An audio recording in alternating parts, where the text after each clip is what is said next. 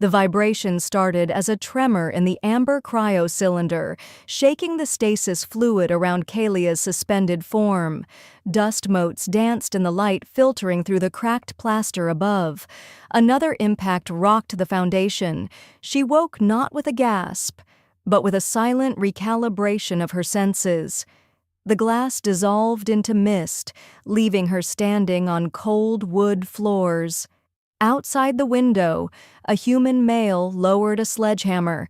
He wiped sweat from his brow, oblivious to the extraterrestrial observer now breathing the same air. On the porch railing, a tin of brownies sat cooling in the breeze, a mundane offering from a neighbor who knew too much about silence. Kalia stepped forward. Her bare feet made no sound. "Would you have opened the wall? Or left the secret buried?" Because he swung the hammer. The demolition had uncovered more than insulation. It revealed her. As the mist cleared, her emergency beacon triggered automatically. A high-frequency distress signal pulsed outward, invisible but loud to anyone listening. She didn't mean to call them.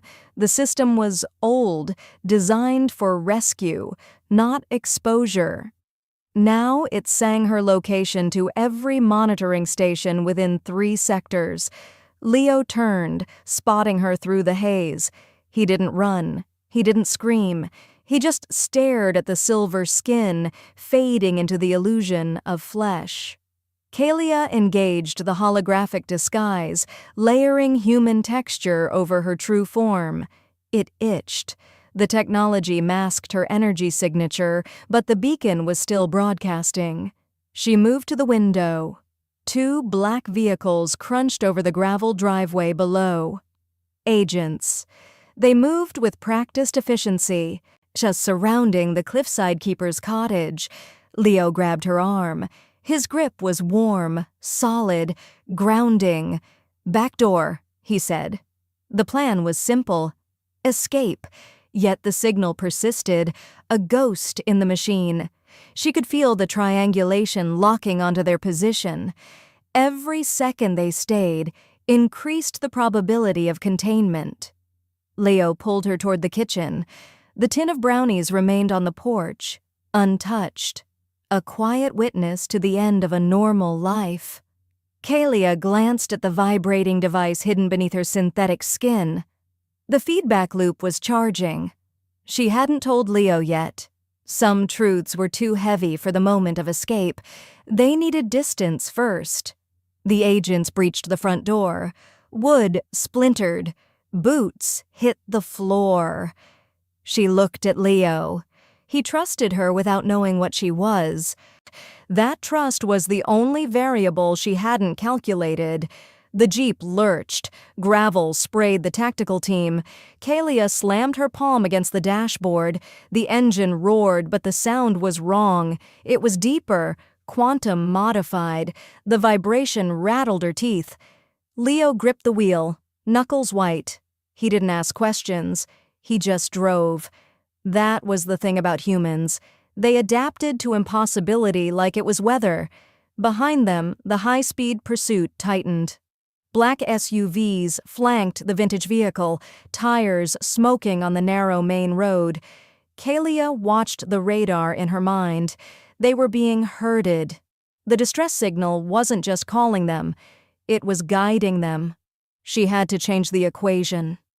Leo shifted gears. The engine screamed. She leaned across the console. Her hand hovered over the navigation system. It was primitive, due analog, but it would work as a conduit. She needed to invert the beacon. Instead of broadcasting location, it would broadcast instability. A feedback loop. The concept was dangerous. It required a tear in the local space-time fabric. Leo glanced at her. Fear sat in his eyes, but so did trust. He pressed the accelerator to the floor. The road ahead shimmered. Heat haze distorted the asphalt, but there was no heat. Kalia whispered the command code. The air inside the Jeep grew cold. Frost crept across the windshield. The pursuing vehicles vanished from the rearview mirror, replaced by swirling colors. They had entered a dimensional pocket. Here, the Badlands overlapped with itself, alternate realities stacked like transparent sheets. She saw versions of Leo who had never found her, versions who had run, versions who had died. The human trait that amazed her was also the one that terrified her, their capacity to leap into the unknown without a net. It was resilience. It was recklessness. It was a dark mirror of her own people's caution.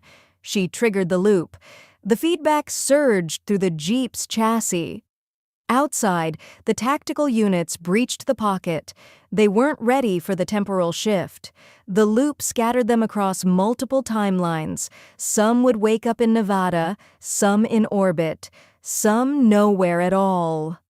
Silence returned. The Jeep fishtailed onto a normal desert highway. Dust settled. The engine idled smoothly, no longer quantum charged.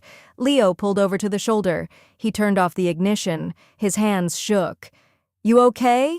he asked. Kalia nodded.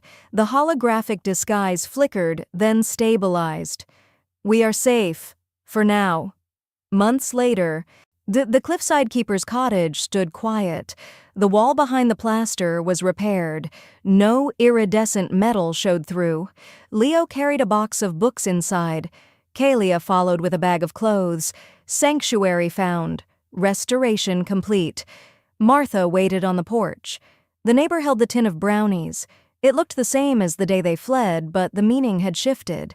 It was no longer an excuse to snoop. It was a flag of alliance. Kalia stopped at the bottom of the steps. She looked at the tin. Then at Martha. The neighbor winked. "Interdimensional travel gives you an appetite. I added extra nuts." Leo laughed. The sound was bright against the ocean breeze. Kalia took the tin. It was warm.